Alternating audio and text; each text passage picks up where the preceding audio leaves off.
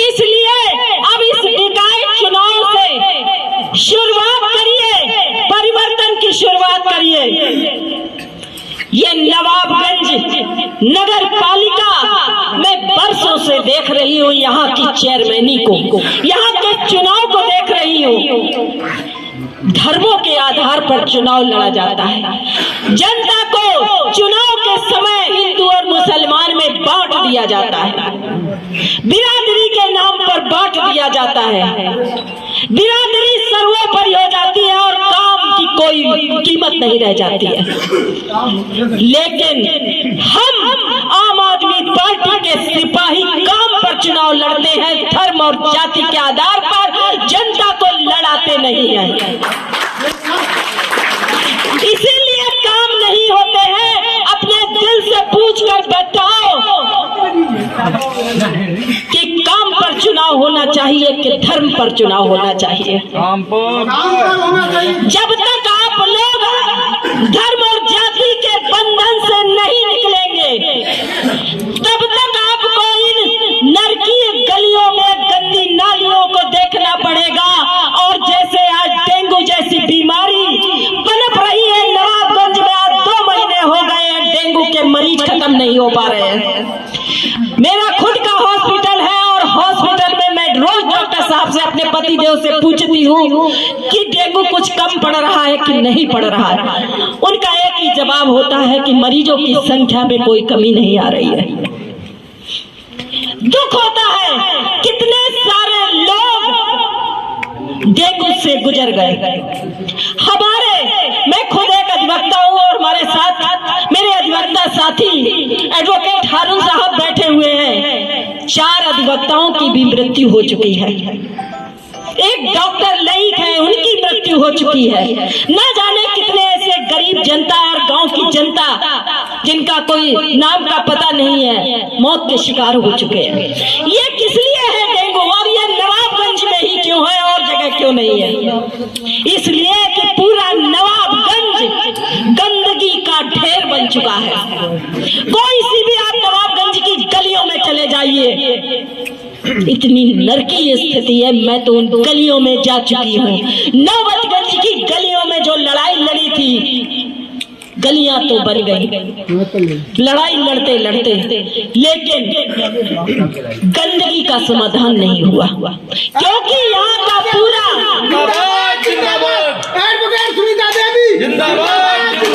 पानी निकासी का जो सिस्टम है वो पूरा चौक है।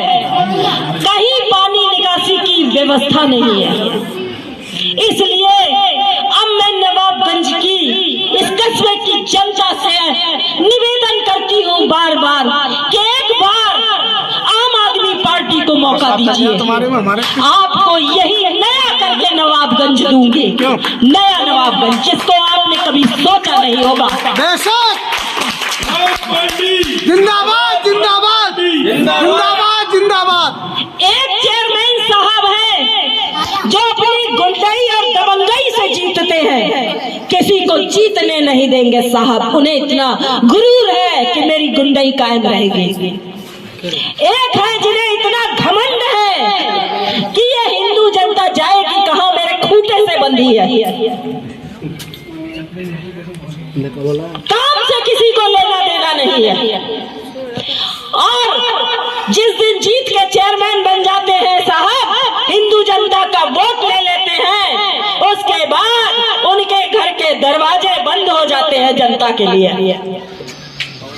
इस बार कसम खाओ कि दबंगाई और घमंड दोनों को धूल में मिलाकर छोड़ेंगे। ये कसम आपको खानी होगी। सुनीता गंगवार ने भी चुनाव लड़ा। सुनीता गंगवार पहले से ही जनता की लड़ाई लड़ती आ रही है। लोग कहते हैं आपको वोट नहीं मिला। सुनीता गंगवार को वोट मिला, जिनको वोट मिला है उन्होंने क्या कर दिया। लेकिन सुनीता गंगवार ने वो रिठौरा की पुलिया बनवा दी जिसको कि लाखों वोट मिलने वाले लोग नहीं बनवा सके।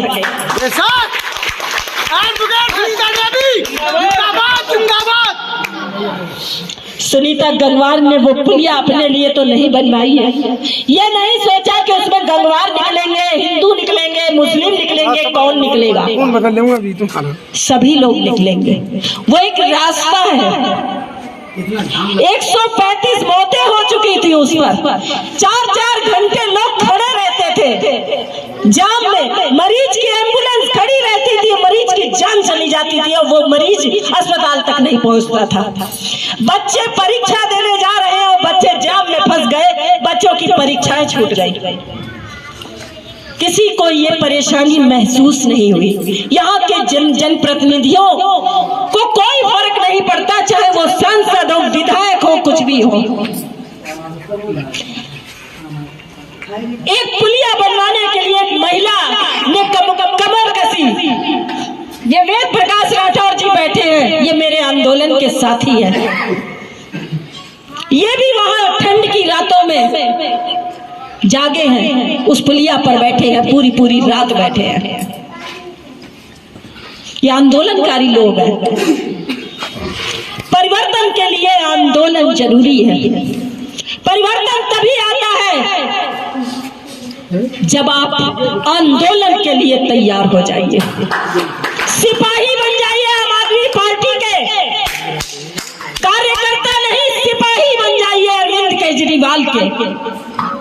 और अपने अड़ोस पड़ोस रिश्तेदार सबको बताओ कि अगर हमें अपने वोट का सही अधिकार चाहिए तो हमें आम आदमी पार्टी में वोट डालना है। फारूक मंसूरी प्रत्याशी है, संभावित प्रत्याशी है। ये आपके सेवक हैं, ये आपके काम करने के लिए वर्कर है आम आदमी पार्टी के। मैं भी आम आदमी पार्टी की एक वर्कर हूँ। आम आदमी पार्टी में वही चुनाव लड़े जो जनता के लिए केवल काम करे। आम आदमी पार्टी जिंदाबाद, जिंदाबाद। आम आदमी पार्टी करने के लिए आम आदमी पार्टी में चुनाव ना लड़े। आम आदमी पार्टी कमाई करने की पार्टी नहीं है। अभी जैसा बताया वहीद जी ने बहुत बढ़िया बात कही। यहाँ मेंबर बन जाते हैं, सभासद बन जाते हैं और जैसे गरीबों के लिए कमरे आते हैं या गरीबों के लिए जो योजनाएं आती हैं उसके लिए 20-20 हजार रुपए उनसे लेते हैं। ये सिस्टम क्यों है? क्या इससे गरीबों का भला हो पाएगा? वो गरीब जो अपना कमरा नहीं बना सकता वो 20 हजार की रिश्वत कहां से देगा? अगर वो इतना सक्षम ही होता तो वो इस कमरे के लिए भटकता क्यों? उन गरीबों से पैसा लिया जाता है। आम आदमी पार्टी सुनीता गंगवार का आपसे वादा है, मेरा कोई मेंबर अगर गरीब से पैसा ले जाए तो आप मुझे बताना। ये प्रथा तभी खत्म होगी जब आप इन पार्टियों के मेंबरों को हराइए, इनके चेयरमैन को हराइए, आम आदमी पार्टी को मेंबर बनाइए और चेयरमैन बनाइए। आपको इन सभी प्रथाओं से, ये प्रथा बन चुकी है, ये इसे अपना हक समझते हैं कि 20 हजार लेना मेरा जो है हक है, उसमें से लेना नहीं। जो गरीब का पैसा है वो गरीब तक पूरा जाना चाहिए।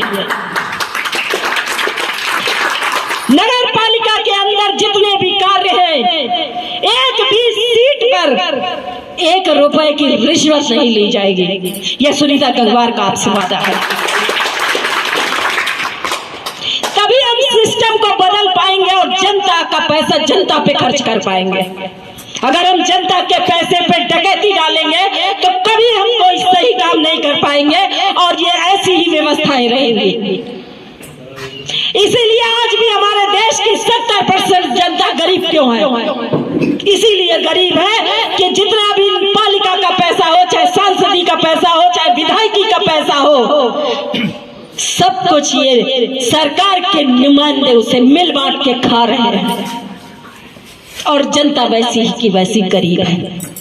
जनता को बहका दिया जाता है, दारू पिलाई जाती है, गरीब जनता का वोट थोड़े बहुत उनके पैसे दे दिए जाते हैं और गरीब जनता का वोट खरीद लिया जाता है।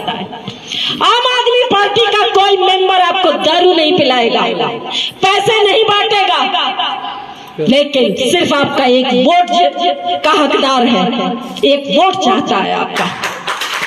उसके बाद उसे एक मौका दीजिए, उसे काम करने का मौका दीजिए, उसके बाद आप कभी दूसरे को मौका ही नहीं देंगे। दिल्ली को देखिए, 3 बार सरकार बनी है, क्यों बनी है? मोदी जी ने पूरी ताकत लगा के देख लिया कि दिल्ली में केजरीवाल को हरा सके, लेकिन दिल्ली की जनता जानती है कि हमें हमारे अधिकार अरविंद केजरीवाल के अलावा कोई नहीं देगा। इसलिए दिल्ली की जनता झाड़ू के अलावा किसी और को वोट नहीं देती है। झाड़ू ही है वो जिसमें भ्रष्टाचार की सफाई होगी, जिसमें गंदगी की सफाई होगी। इसलिए इस झाड़ू को याद रखना और सारी चीजें भूल जाना। बहकाने आएंगे, लालच देने आएंगे, षड्यंत्र करने आएंगे, ये सारे हथकंडे अपनाए जाएंगे। समाजवादी वाले भी अपनाएंगे और बीजेपी वाले भी अपनाएंगे, मगर एक एक कार्यकर्ता को, एक एक सिपाही को इन सारी चीजों पे लगना होगा, लग के काम करना होगा। आज बहुत सारे यहाँ पर युवाओं ने आम आदमी पार्टी को की सदस्यता ली है। मैं उन सभी युवाओं को धन्यवाद देती हूँ कि आज आपने आम आदमी पार्टी में शामिल होकर इस परिवार को बढ़ाया है। आज हमारा परिवार बढ़ गया है। आम आदमी पार्टी एक परिवार की तरह काम करती है। हमारा एक एक साथी कीमती है। हमारे 25 मेंबर और 26वां हमारा चेयरमैन प्रत्याशी 26 लोग मिलकर चुनाव लड़ेंगे। एक टीम की तरह हम लोग चुनाव लड़ते हैं। हम ऐसे लोग नहीं लड़ते इस तरीके से कि वार्ड का प्रत्याशी चेयरमैन का विरोध करेगा, चेयरमैन वार्ड के प्रत्याशी का विरोध करेगा। ये चुनाव लड़ने का तरीका बीजेपी में होता है और समाजवादी में होता है। हम पूरे परिवार को परिवार बना लेते हैं, उसको पूरे परिवार के साथ चुनाव लड़ते हैं। इसलिए मजबूती से चुनाव जुनैद को लड़ाइए। लड़ाएंगे चुनाव, कितने लोग लड़ाएंगे? हाथ खड़े करें। जुनैद को मेंबर बनाइए अपने वार्ड से, वार्ड 21 से। उसके बाद इस 5 साल में आप इस वार्ड की स्थिति देखिए। एक बार मौका दीजिए इस नौजवान को। और फारूक मंसूरी साहब जो 5 बार आपके लिए जनता की लड़ाई लड़ने का हौसला कर चुके, मैं तो इनकी हिम्मत की दाद देती हूँ। और कोई होता तो घर में बैठ जाता, कहता है जनता वोट नहीं देती है, क्या करूं लड़के। क्योंकि ये वोट उन्हें इस वजह से नहीं मिल पाया, जनता इनकी कोई बुराई नहीं करता है। ये जनता में बड़े लोकप्रिय है, ये मैं इनकी ग्राउंड रिपोर्ट देख चुकी हूँ। यहाँ पे दबंगई का राज कायम था। इस दबंगई से जनता डर के मारे वोट नहीं देती थी, सोचती थी कि अगर ये जीत नहीं पाए तो अगला आदमी मेरी जो है ना खैर नहीं रखेगा, जो चेयरमैन बन जाएगा। ये दबंगई जो चली है, इस दबंगई को अब नहीं चलने दिया जाएगा। किसी को भी डराया धमकाया जाए, सुनीता गंगवार का नंबर डायल करिए। सब लोग मेरा नंबर रखिए अपने फोन में। रात में, दिन में कोई आपको डराए धमकाए, कहे उधर जा रहे हो, देख लेंगे तुमको, तुरंत मेरा नंबर लगाइए। इस गुंडाई से लड़ना मुझको आता है। कानून और संविधान की जानकारी रखती हूँ, एडवोकेट हूँ।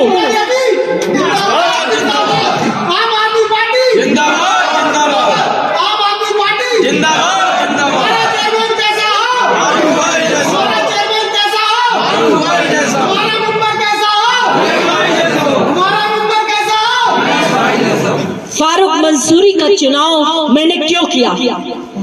बेहद सरल स्वभाव के हैं, चालाकी नहीं है इनके अंदर, समाज सेवी है ये दिल से समाज सेवी है। ऐसे ही लोगों की आम आदमी पार्टी में जरूरत है, जो सेवा भाव रखते हो, जो लूटने का भाव रखते हो, उनकी जरूरत नहीं है आम आदमी पार्टी में, वो बिल्कुल ना आए। और इनकी इस सरलता और सहजता को देखकर मुझे ये बहुत पसंद आएगा। जिससे भी मैंने इनके बारे में पूछा, बोले बंदा बहुत अच्छा है, हिंदू हो चाहे मुसलमान हो, सबके बीच में लोकप्रिय है और हर कोई इनको वोट देने को तैयार है। कोई ये नहीं कहता है कि हम फारूक को अच्छा नहीं मानते, हम वोट नहीं दे पाएंगे। बोले बहुत बढ़िया प्रत्याशी आपने उतारा है। हर एक से मैंने पूछा, मैंने प्रत्याशी सही उतारा कि नहीं उतारा, ये बताओ आपको पसंद है? लोगों ने कहा आपने बहुत अच्छा प्रत्याशी, हर जाति हर बिरादरी के लोगों ने कहा। जिसको जनता पसंद करे वही होना चाहिए आपका चेयरमैन। इसलिए इनको आप दिल से एक मौका दीजिए, एक मौका देकर देना भी चाहिए। और इन दोनों का दबंगई और घमंड की राजनीति को यहाँ दफन करना है इस बार इस चेयरमैनी में, और नए नवाबगंज का उदय करना है। इसी के साथ मैं अपनी बात को समाप्त करती हूँ।